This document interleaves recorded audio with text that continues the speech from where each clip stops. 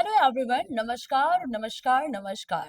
दोस्तों, आज के इस सेशन में हम लोग करने जा रहे हैं डाइस, जो कि एसएससी, रेलवे इन सभी एग्जाम्स के लिए मोस्ट इम्पॉर्टेंट टॉपिक है। यहाँ से प्रश्न बनता ही है, एक प्रश्न देखा ही जाता है, कभी कभी तो दो तीन प्रश्न भी बन जाते हैं।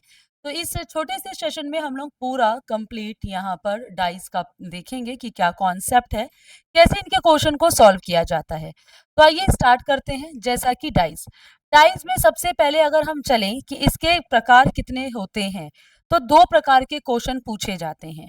एक तो क्लोज डाइस से प्रश्न पूछा जाता है, दूसरा ओपन डाइस से। क्लोज डाइस जिसे हिंदी में कहा जाता है बंद पासा, ओपन डाइस यानी खुला पासा। फिर जब क्लोज डाइस में आते हैं तो यहाँ भी दो प्रकार के डाइस के पूछे जाते हैं, एक स्टैंडर्ड डाइस और एक जनरल डाइस। स्टैंडर्ड डाइस को हिंदी में कहा जाता है सामान्य पासा और मानक पासा, और स्टैंडर्डाइज मानक पासा और जनरल डाइस सामान्य पासा कहलाता है। तो क्लोज डाइस की जब हम प्रश्न करते हैं तो उसमें हमें ध्यान देना होता है कि दिया हुआ डाइस स्टैंडर्ड है या जनरल। लेकिन ओपन डाइस में ऐसा कुछ भी नहीं होता, ओपन डाइस होता है। ठीक, तो आइए हम लोग क्लोज डाइस पहले देखते हैं, फिर हम लोग ओपन डाइस की ओर आएंगे। और क्लोज डाइस की ओर आ रहे हैं तो क्लोज डाइस में हम लोगों ने देखा कि दो प्रकार हैं क्लोज के, एक स्टैंडर्ड और एक जनरल। स्टैंडर्ड यानी मानक, जनरल यानी सामान्य। तो कैसे पता चले कौन सा डाइस, जैसे डाइस कुछ इस प्रकार का होता है जो लूडो के साथ खेला जाता है, पासा। तो उसी पासे को एक मानक होगा और एक सामान्य। तो कौन सा मानक होगा और कौन सा सामान्य, ये कैसे पता चलेगा? जैसे जनरली आपके सामने पासे हैं तो मैंने इनके बगल में बनाया है तो आप बता दोगे, अदरवाइज आपको कैसे पता कि ये सामान्य है और ये जनरल, सॉरी, वो जनरल है और ये स्टैंडर्ड, कैसे बोलोगे? कुछ डेफिनेशन होगी जिससे पता चल पाए कि ये जो है जनरल है और ये जो है सामान्य है ना? तो इसके लिए डाइस की आसपास की किसी दो सतहों को पकड़ो, किसी भी दो। डेफिनेशन इतनी सी है कि यदि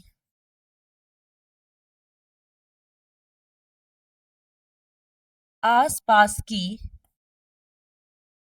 किसी दो सतह का योग सात हो जाए तो वो सामान्य पासा होता है। जैसे कि ये आसपास की दो सतह, चार, देखो तीन और एक कितना हो रहा है, चार, चार और एक कितना हो रहा है, पांच। लेकिन अगर ये तीन और ये चार की सतह देखें तो इसका योग कितना हो रहा है, सात, है ना? तो तीन और चार का योग सात हो रहा है। इन दो सतहों का योग सात है। किसी भी दो सतहों का योग, any adjacent two surfaces, if the sum of the any adjacent two surfaces is equal to 7, then that is the general dice, वो सामान्य पासा होगा। और यहाँ पर किसी भी सतहों का योग सात हो रहा है, जैसे पांच और तीन तो आठ होता है, पांच और छह तो 11 होता है, छह और तीन तो 9 होता है। तो यहाँ सात हो ही नहीं रहा है। अगल बगल की किसी दो सतहों का योग सात ना हो तो वो मानक पासा। और जब ये मानक पासा हो जाएगा तो आपसे पूछेगा तीन के विपरीत बताओ, पूछेगा पूरे ही डाइस में किसी भी सतह के विपरीत कौन सी सतह आएगी, आपसे यही पूछा जाएगा। तो अब क्या पता कि तीन के विपरीत क्या आएगा, पांच के विपरीत, छह के विपरीत। यहाँ भी आपसे पूछेगा तीन के विपरीत क्या आएगा, चार के विपरीत एक क्या आएगा, एक के विपरीत क्या आएगा। तो पहले तो हम सिर्फ डेफिनेशन जाने, फिर हम उसके प्रश्न करेंगे, तब बाद में हम जनरल पर वापस आएंगे। तो जनरल डाइज में आसपास की किसी भी दो सतहों का योग सात हो जाए तो जनरल, ऐसा ना हो तो मानक। और अगर मानक पासा और प्रश्न पूछा जाए विपरीत बताओ, तो विपरीत वही सतह आएंगी जिसका सम सात होगा। अगर मानक पासा है तो मानक पासे में किसी भी सतह के विपरीत वही संख्या आएगी जिसका सम सात होगा। जैसे तीन में ऐसा क्या जोड़ दे कि सात होगा, चार, यानी चार तीन सात, हमेशा ये दोनों विपरीत होंगे जब मानक होंगे। तो पांच के में क्या जोड़ दें, दो, तो सात हो जाएगा, पांच दो सात, बोलोगे हाँ। तो विपरीत बता रहे हैं, है ना? विपरीत का मतलब क्या हो गया बेटा, जैसे आप लोग ये देखते हो, फिर से एक बार इसको समझ लेना। विपरीत तो ये आपके सामने घन रखा है, तो आप समझ जाओगे ये सतह और ये सतह विपरीत है। तो यहाँ क्योंकि मैंने ट्रांसपेरेंट बनाया, पारदर्शी बनाया 3D स्टाइल में, तो आपको चीज़ें आर-पार दिखाई दे रही। तो आप समझ पा रहे हो ऊपर वाली सतह नीचे वाले के विपरीत है। ये बगल वाली सतह, ये वाली सतह इस वाली सतह के विपरीत है। आप ये बात समझ पा रहे हो, लेकिन इसमें तो नहीं ट्रांसपेरेंट है, तो कैसे समझोगे? तो इसका मतलब ऊपर वाली सतह नीचे वाली के विपरीत है, जो हमको दिखाई नहीं दे रही। तो ऊपर अगर 5 है तो नीचे वाली सतह पर, अगर यहाँ 5 है तो नीचे वाली सतह पर 2 होगा, अगर यहाँ 3 है तो यहाँ पर 4 होगा, और 6 है तो 1 होगा। इनका सम 7। तो ये होता है मानक पासा, और इसलिए यहाँ से प्रश्न तो बनते हैं, पर उतने नहीं जितने जनरल डाइस से बनते हैं। अब जनरल डाइस से प्रश्न बनेंगे तो एक पासा ना देके आपको पासे की 2, 3, 4 परिस्थितियां देगा।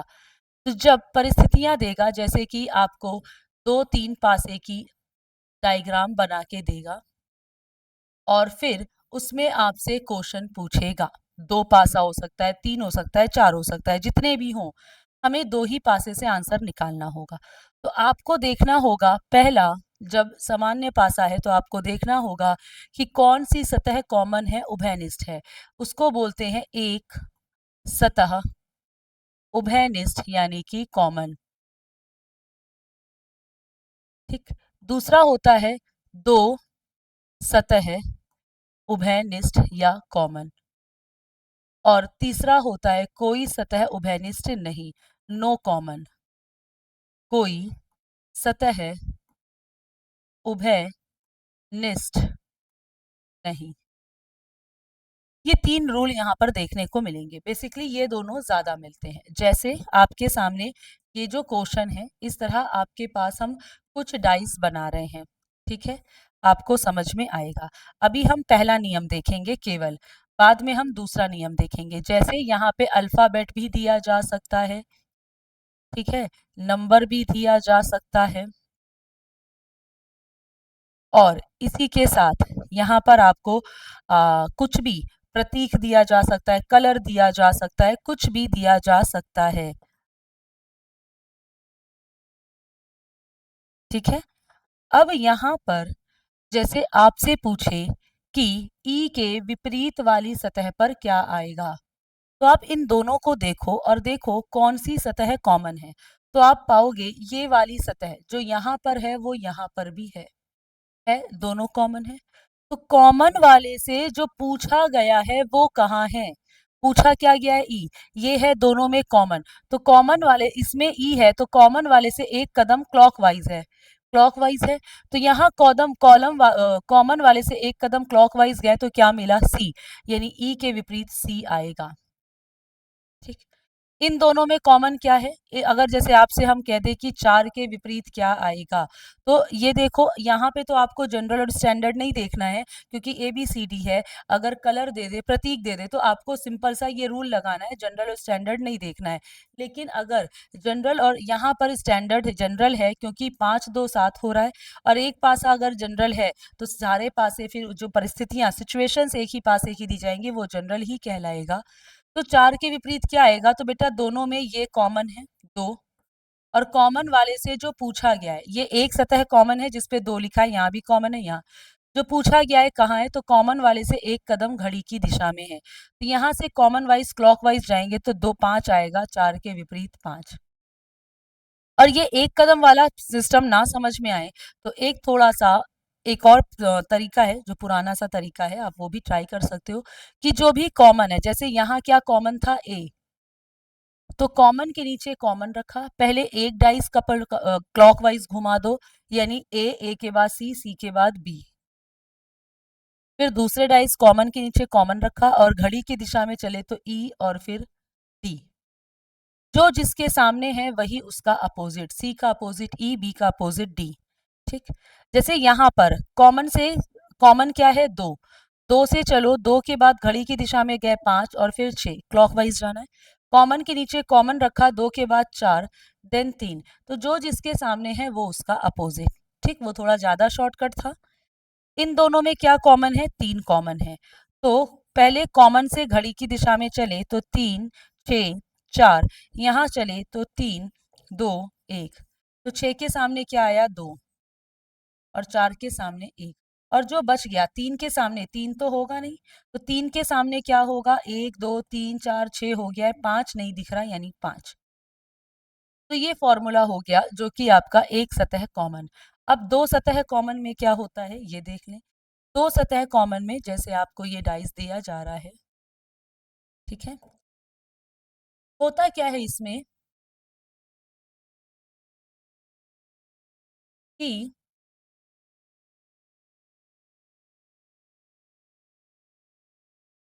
जैसे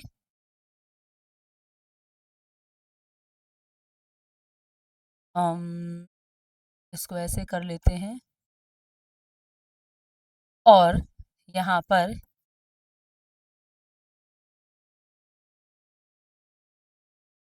और यहाँ पर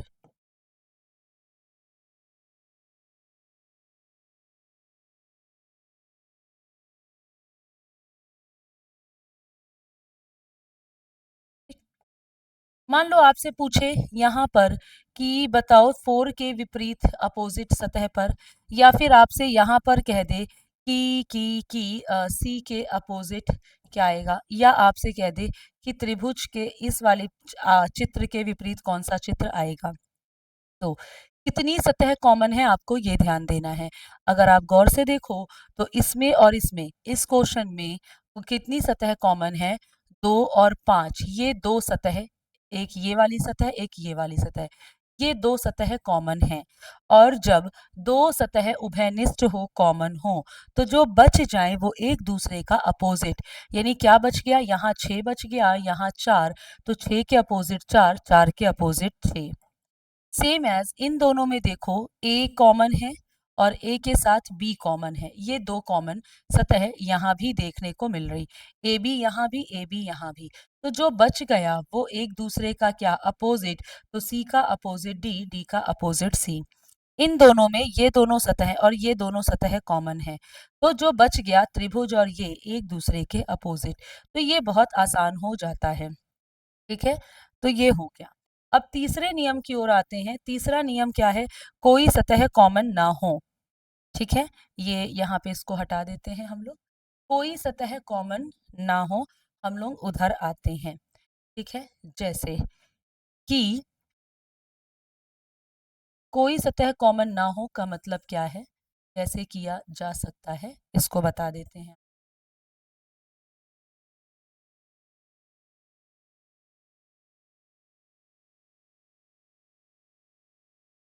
ठीक है और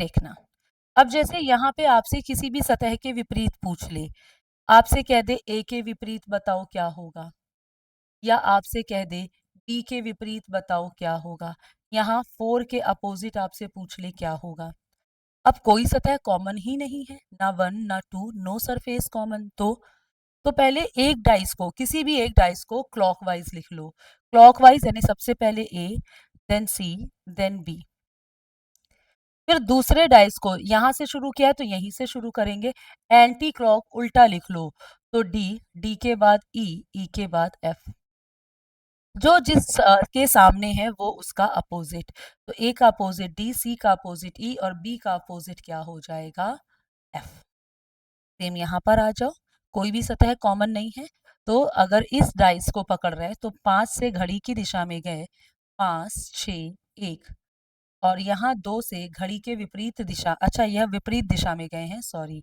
ये एंटी क्लॉक गए तो यहाँ क्लॉकवाइज जा रहे हैं ठीक है तो क्लॉकवाइज जाएंगे तो 2 4 और 3 ठीक तो जो जिसके सामने है एक क्लॉकवाइज जाएंगे एक एंटी क्लॉकवाइज जाएंगे अगर अगर सरफेसेस कॉमन नहीं है तो जो जिसके सामने वो उसका अपोजिट हो गया 5 का अपोजिट 2 6 का अपोजिट 3 और सॉरी 6 के अपोजिट 4 और 1 का अपोजिट 3 तो ये था आपका क्लोज डाइस और क्लोज डाइस में स्टैंडर्ड डाइस और जनरल डाइस के आधार पर मैक्सिमम क्वेश्चन जनरल डाइस के बनते हैं क्योंकि घूम फिर के अपोजिट ही पूछता है तो स्टैंडर्ड में क्वेश्चन थोड़े से कम हो जाते हैं अब आते हैं जब हम लोगों ने पढ़ लिया कि क्लोज्ड आइज ओपन आइज में हम लोगों ने इस पोर्शन को कंप्लीट किया और जाना कि कैसे क्वेश्चन सॉल्व करते हैं। एक ही पासे की जो दो पासे हैं वो दो पासे नहीं है, एक ही पासे की दो सिचुएशन है। आपको देगा कि जैसे हमने एक ही पेन की तीन परिस्थितियां आपके सामने रखी, एक बार ऐसे, एक बार ऐसे और एक बार ऐसे। तो ये कितने पासे हो गए, तो कितने पेन हो गए, क्या मेरे पास तीन पेन हो गए? नहीं, एक ही पेन को हम घुमा घुमा के आपको दिखा रहे हैं, ऐसे दिखा रहे हैं, ऐसे दिखा रहे हैं, सॉरी। तो ये क्या हो गया, ये हो गया हमारा टोटल एक ही पेन। तो इसका मतलब जब एक ही पासे की कई सिचुएशन दिखाए तो वो क्या होता है, वो एक ही डाइस होता है, बस उसकी सिचुएशन दिखाता है। अब ओपन डाइस में डाइस कुछ इस तरीके से ओपन कर दिया जाता है, कुछ इस तरीके से, ठीक है। और आपसे अपोजिट पूछा जाएगा, जैसे दो के विपरीत कौन सी सतह आएगी। यहाँ आपको कुछ ऐसा ध्यान नहीं देना है कि जनरल होगा या स्टैंडर्ड होगा। अगर आपके मन में आ भी रहा हो तो भी ऐसा सवाल ना आए, क्योंकि ओपन डाइज में आपको नहीं देखना है जनरल और स्टैंडर्ड। तो कुल मिला के पूछेगा पूरे डाइज में अपोजिट ही, इस सतह पर कौन सा अंक आएगा, उस सतह पर कौन सा अंक आएगा, यही, ठीक। तो ओपन डाइज में हम लोग क्या करते हैं, ओपन डाइज में एक छोटी सी चीज हम लोग करते हैं, जैसे आपको जब डाइस दिया जाएगा, कई तरीके के ये फॉर्मेट बना के दिए जाएंगे, ठीक है। इसमें ABCD हो, प्रतीक हो, कलर हो, कुछ भी रखा जा सकता है, एक चीज नहीं, कुछ भी रखा जा सकता है, ठीक है।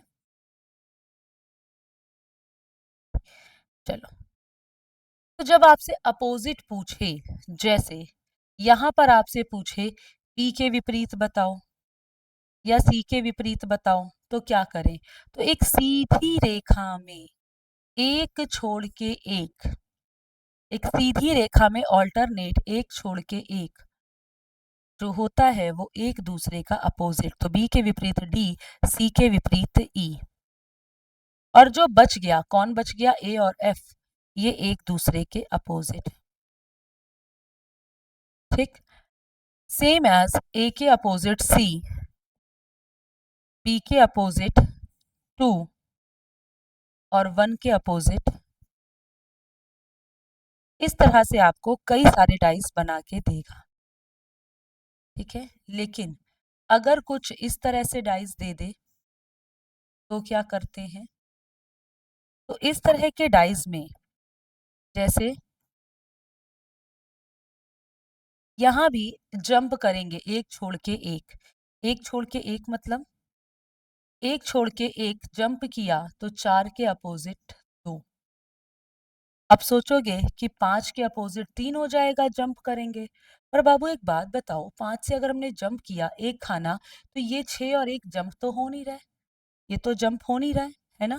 तो ये जंप ऐसे नहीं होगा, पहला तो जंप कर गया एक छोड़ के एक, तो चार पांच छोड़ के दो, ठीक, ये दोनों छोड़ दो, इधर आ गए तो ये।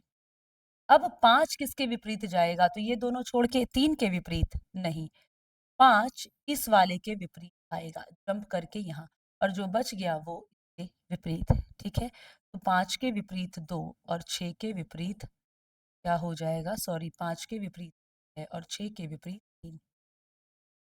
इस तरह से आपको पासे की कई सिचुएशंस ओपन करके दी जाएगी, जिससे आप देख सको कि किसके विपरीत कौन सी सतह आएगी। एक प्रश्न ओपन डाइस में ऐसा ही बनता है, जैसे आपको इस तरह से डाइस बना के दे दिया, ठीक है, और आपसे कहा गया ये एक क्वेश्चन दे करके चार ऑप्शन आपके सामने रखे गए कि बताओ कौन सा ओपन डाइस का एग्जाम्पल है, ठीक। यानी कि इन चारों पासे में से यदि इस खुले पासे को बंद किया जाए तो कौन सा पासा इस खुले पासे का एग्जाम्पल होगा,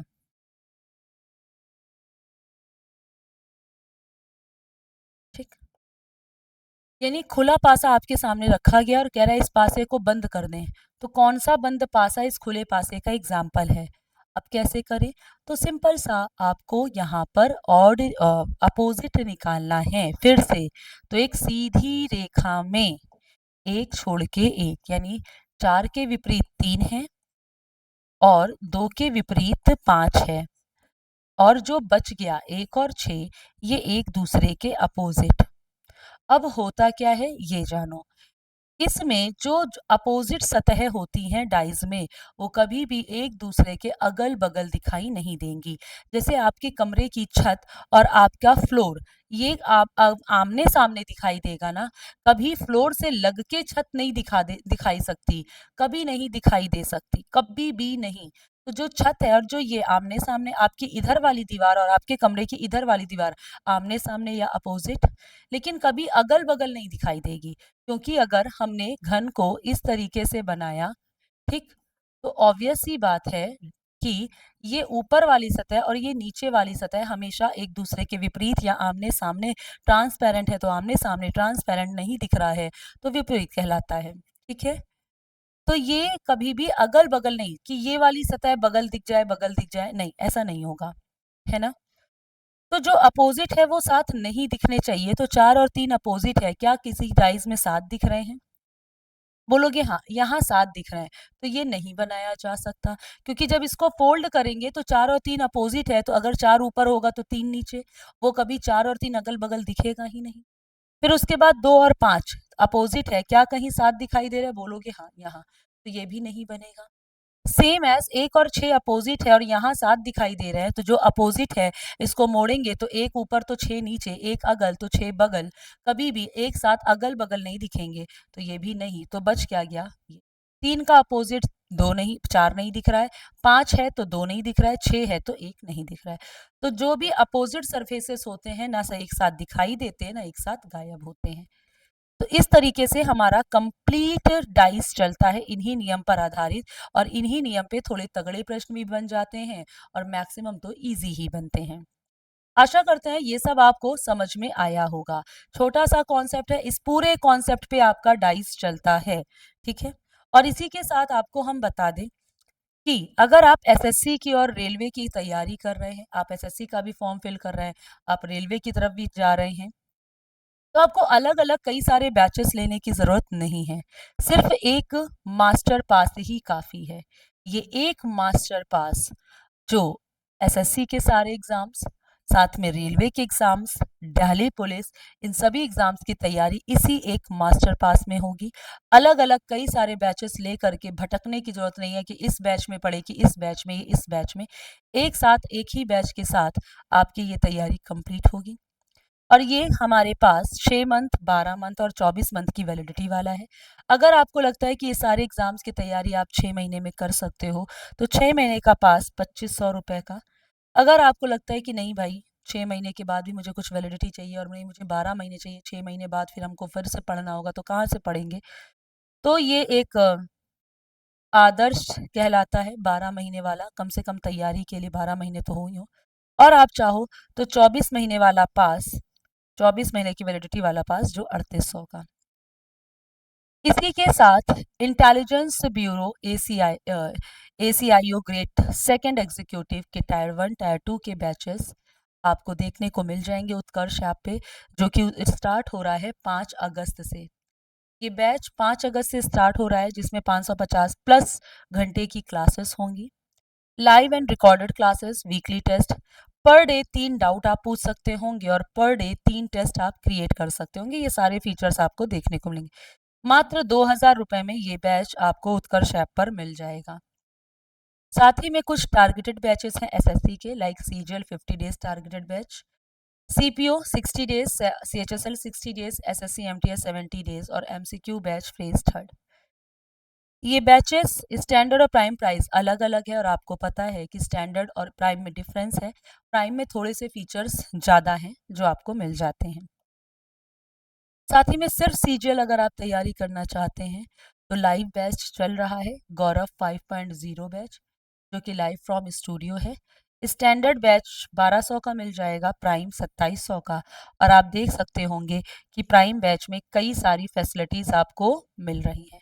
तो ये अंतर होता है स्टैंडर्ड और प्राइम में, और हर बैच में, स्टैंडर्ड और प्राइम बैच में अलग अलग अंतर है, जो जब आप उत्कर्ष ऐप पर जा करके अब बैचेस को ओपन करेंगे तो उसमें किस बैच में स्टैंडर्ड में क्या फीचर्स हैं, प्राइम में क्या फीचर्स हैं, वहाँ पे मेंशन किए जाएंगे, क्योंकि सबके फीचर्स अलग अलग हैं। सीजर सीपीओ सीएचएसएल का फाउंडेशन बैच जो कि लाइव फ्रॉम जयपुर क्लासरूम से है, स्टैंडर्ड 2000 का, प्राइम 3900 का आपको पड़ेगा। तो ये सारे ही जो बैचेस हैं, अगर आप तैयारी करना चाहते हो तो इसमें से कोई एक बैच जो आपके लिए बेनिफिशियल होगा। आपको बस डिसाइड करना है कि आप कौन से एग्ज़ाम्स की तैयारी करना चाह रहे हो। आशा करते हैं कि इस बंडल बैच में हम लोगों ने इस पूरे बैच में हम लोगों ने जो भी डाइस का कॉन्सेप्ट पढ़ा है, उसे आप लोग बखूबी समझ पाए होंगे और आगे भी इसी तरह के पूरे ही कॉन्सेप्ट को छोटे से छोटे वीडियो में आपको कंप्लीट बताया जा सके। ठीक, बाकी इसके क्वेश्चंस आपको इसी बेस पर सारे लगाने हों। Thank you very much. All the best to all.